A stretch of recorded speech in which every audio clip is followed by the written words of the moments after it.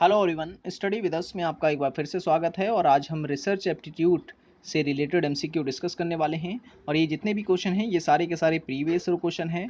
ठीक है, हर एक क्वेश्चन के नीचे जो है आप देख सकते हैं डेट लिखी हुई है कि कौन सा क्वेश्चन कब पूछा गया है। तो इस तरह की वीडियो अगर आपको पसंद आती हो तो लाइक ज़रूर करें, और चैनल को सब्सक्राइब नहीं किया तो ज़रूर कर लें, ताकि ऐसी ही रिवीजन वीडियोज़ आपको मिलते रहे। तो चलिए शुरू करते हैं। तो पहले सवाल में यहाँ पर कुछ शोध की विधियाँ दे रखी हैं और दूसरी तरफ दे रखी हैं इनकी विशेषताएं। ठीक है, तो हमें इसको करना है मिलान। तो देखिए, प्रयोगात्मक विधि का संबंध जो है वो है नियंत्रण के माध्यम से कारण और प्रभाव का निर्धारण। कार्योत्तर विधि का जो संबंध है वो है प्रेषित प्रभावों से कारण परख कारकों का पता लगाना। ठीक है, तो हम ये कह सकते हैं ये है चौथा, ये है पांचवा। ऐतिहासिक विधि जो है ये होती है पूर्व घटित घटनाओं के स्वरूप को मुख्य और गौण स्रोतों के माध्यम से स्थापित करना।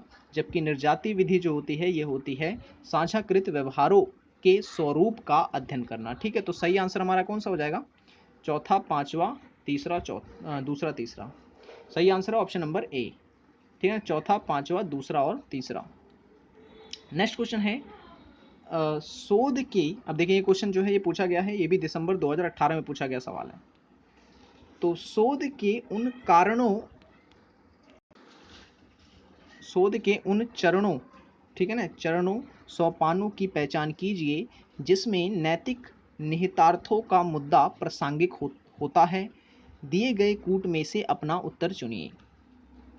ठीक है, तो इसमें हमें बताना है कि कौन सा जो सोपान है या चरण है जो कि इसमें प्रासंगिक है। तो सही आंसर हो जाएगा इसका ऑप्शन नंबर बी, तीसरा, चौथा और छठा। ठीक है, तीसरा, चौथा और छठा, यानी कि शोध उपकरणों के उपयोग के माध्यम से प्रदत्तों का संकलन, और उसके बाद प्रदत्त विश्लेषण, सॉरी चौथा नहीं पांचवा रहेगा इसमें। ठीक है, प्रदत्त विश्लेषण और पद्धति, प्रयुक्त पद्धति, और छठा निष्कर्षों परिणामों की प्रतिवेदना पद्धति। ठीक है, तीसरा, पांचवा और छठा। नेक्स्ट क्वेश्चन है नीचे दिए गए दो समुच्चय में से, अच्छा इसमें भी हमें मिलान करना है। ठीक है, मिलान करना है, और यहाँ पर बिल्कुल उसी प्रकार के ऑप्शन जो हैं वो दिए गए हैं। ठीक है, तो हम एक तरफ है यहाँ पर इसमें दे रखा है प्रस्तुतिकरण का प्रारूप और विशिष्ट स्वरूप इसमें दिया गया है। ठीक है, तो चलिए मिलान करते हैं इसका।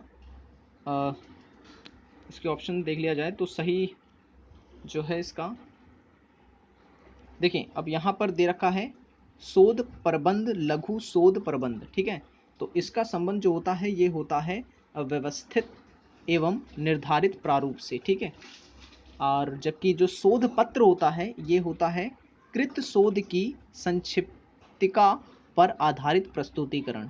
ठीक है, और उसके बाद कार्यशाला जो है इसका संबंध है सामूहिक या कहें कि समूह आधारित विमर्श जो विनिर्देशित होता है।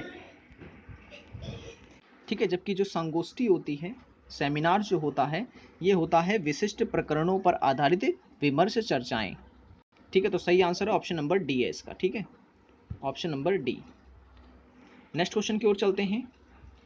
इसमें दे रखा है अपना शोध प्रबंध लिखते समय एक शोधार्थी सांख्यिकी तकनीकों के अनुप्रयोग का तर्काधार नहीं बताता है। इसे निम्न किसके या निम्न में किसका उत्तम उदाहरण माना जाएगा? तो इसका सही आंसर है ऑप्शन नंबर बी, भूल से हुई त्रुटि। ठीक है, भूल से हुई त्रुटि। नेक्स्ट क्वेश्चन है किस प्रकार के शोध में शोध के चरणों को चक्रीय होना चाहिए? ठीक है, चक्रीय होना चाहिए, तो ये होना चाहिए क्रियात्मक शोध में। ऑप्शन नंबर बी जो है इसका करेक्ट आंसर है, क्रियात्मक शोध में। नेक्स्ट क्वेश्चन है एक शोधार्थी किसी जिले में विद्यालय को बीच में छोड़ देने वाले छात्रों की दर पर अभिभावकों की सामाजिक आर्थिक स्थिति के प्रभाव का अध्ययन करने की योजना बनाता है। यह किस प्रकार का शोध होगा? यह किस प्रकार का शोध होगा? तो इसका जो सही आंसर है वो है ऑप्शन नंबर बी, प्रायोगिक परिकल्पना परीक्षण शोध इसे हम कहेंगे। ठीक है, नेक्स्ट क्वेश्चन है नीचे कुछ प्रमुख पद दिए गए हैं, उनकी पहचान करें जो गुणात्मक शोध प्रतिमान को प्रदर्शित करते हैं।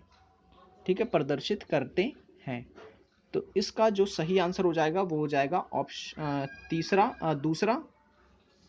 दूसरा, तीसरा और छठा। ठीक है, तो इसका सही आंसर क्या होगा? इसका सही आंसर हो गया option number D.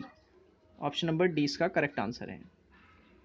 Next question है, किस प्रकार के शोध के लिए क्रिया सूचक शब्द नियंत्रण, हेर फेर करना और अवलोकन सर्वाधिक प्रासंगिक है? सर्वाधिक प्रासंगिक है। तो सही जो आंसर है इसका वो है option number C. Option number C, प्रायोगिक शोध। ठीक है, प्रायोगिक शोध में। नेक्स्ट क्वेश्चन है, शोध की वैज्ञानिक विधि की विशेषता है। शोध की वैज्ञानिक विधि की विशेषता है, तो कौन सी है? तो सही आंसर है इसका, ठीक है ना, यहाँ पर सभी विशेषताएं दे रखी हैं, तो इसमें हो जाएगा पहला, दूसरा, सुव्यवस्थित यानी तीसरा और छठा भविष्य सूचक। ऑप्शन नंबर डी इसका करेक्ट आंसर है। ठीक है, नेक्स्ट क्वेश्चन है, एक शोध परिवेश में प्रतिभागी सिर्फ इस कारण अलग तरह से व्यवहार कर सकते हैं क्योंकि उन्हें लगता है कि उन पर विशेष ध्यान दिया जा रहा है। व्यवहार की बजाय विशेष ध्यान के प्रति उपचारित समूह का यह बर्ताव क्या कहलाता है? तो ये कहलाता है हॉथॉर्न प्रभाव। ठीक है, नेक्स्ट क्वेश्चन है, जब कोई समीक्षक लेखक का नाम जाने बगैर एक शोध लेख की समीक्षा करता है तो यह क्या कहलाता है? तो ये कहलाता है अप्रकट समीक्षा। ठीक है ना, अप्रकट समीक्षा। नेक्स्ट क्वेश्चन है, किसी शोध विषय की मौलिकता किन घटकों पर निर्भर करेगी? किन घटकों पर निर्भर करेगी? तो विषय की विशिष्टता पर, उपयोगितावादी आयाम पर, सहयोगी प्रणाली पर और अध्ययन की व्यवहारिकता पर। तो सही आंसर ऑप्शन नंबर ए है इसका। ठीक है, नेक्स्ट क्वेश्चन है, निम्नलिखित में से कौन सा स्वतंत्र तथा निर्भर चरों के बीच कारण और प्रभाव संबंधों को सबसे मजबूत साक्ष्य मुहैया कराता है? तो इस क्वेश्चन का जो सही आंसर है वो है ऑप्शन नंबर सी, प्रयोगात्मक उपागम। नेक्स्ट क्वेश्चन है, मापी जाने योग्य और बदलते मापों से युक्त ऊंचाई, भार या प्रसन्नता जैसी विशेषता को आप क्या कहेंगे?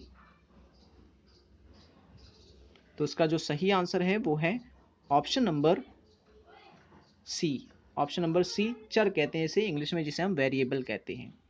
नेक्स्ट जो क्वेश्चन है वो है, निम्नलिखित में से कौन सा शिक्षा के सिद्धांत के प्रतिपादक तथा उसके संगत सिद्धांत का युग्म सुमेलित नहीं है? ठीक है, नहीं है हमें बताना है। ठीक है, देखिए रूसो प्रकृतिवाद से संबंधित है, डेवी जो है व्यवहारिकतावाद से संबंधित है। ठीक है, प्लेटो आदर्शवाद से संबंधित है, और यहाँ पे देखो प्लेटो को प्रकृतिवादी बना रखा है, तो ये गलत हो जाएगा हमारा। Option number A correct answer इसका। नेक्स्ट है, किसी शोध रिपोर्ट में शामिल होते हैं। किसी शोध रिपोर्ट में शामिल होते हैं। ठीक है, तो वित्तीय लेख नहीं होता, प्रारंभिक भाग होता है। ठीक है, और शीर्षक पृष्ठ होता है, और विषय सूची होती है, और अंतिम अध्याय होता है। सही आंसर हो जाएगा ऑप्शन नंबर बी। जितने भी आंसर मैं आपको बता रहा हूँ ये अकॉर्डिंग टू आंसर की है। ठीक है, अच्छा, इसमें भी जो है दे रखे हैं शोध के प्रकार, और हमें जो है इसमें मिलान करने हैं। मौलिक शोध, व्यवहित शोध, क्रियात्मक शोध और मूल्यांकन परक शोध। ठीक है, तो चलिए इसका आंसर आप खुद करिएगा, कोशिश करें। अगर आपने अच्छे से इस टॉपिक को पढ़ रखा है तो आप इसका आंसर जरूर बताएंगे। ठीक है, कमेंट में इसका आंसर जरूर बताएं। आप पढ़ सकते हैं एक बार फिर से। ठीक है, अब इसमें देखें, अब ये क्वेश्चन जो है ये भी पूछा जाता है। ठीक है, क्रियाकलापों के निम्नलिखित समुच्चयों में कौन सा समुच्चय क्रियात्मक शोध रणनीति की चक्रीय प्रकृति को इंगित करता है? ठीक है, क्रम अगर आपको अच्छे से याद है इसका तो आप इजीली इसका आंसर दे सकते हैं। तो इसका सही जो आंसर है वो है ऑप्शन नंबर डी, ठीक है, ऑप्शन नंबर डी, पहले नियोजन होता है, फिर क्रियान्विति होती है, फिर प्रेक्षण होता है, ठीक है, फिर गहन चिंतन करना होता है। ठीक है, तो इस तरीके से हो सकता है। तो आज की वीडियो में इतना ही। ठीक है, आगे क्वेश्चन हम आगे डिस्कस करेंगे। ठीक है, ये क्वेश्चन मैंने आपको दिया है, आपको इसे करना है और कमेंट में इसका आंसर मुझे बताना है। ठीक है, तो वीडियो पसंद आई हो तो लाइक करें और चैनल को सब्सक्राइब नहीं किया तो जरूर करें। मिलेंगे नेक्स्ट वीडियो में। और अगर आप हमारी पहले की वीडियोस को देखना चाहते हैं तो देख सकते हैं, लिंक डिस्क्रिप्शन में दे दिया गया है। हमारी एक प्लेलिस्ट है NTA-NET पेपर 1 के नाम से, जहां आपको सभी टॉपिक पर वीडियोस मिल जाएंगी। Thanks for watching this video.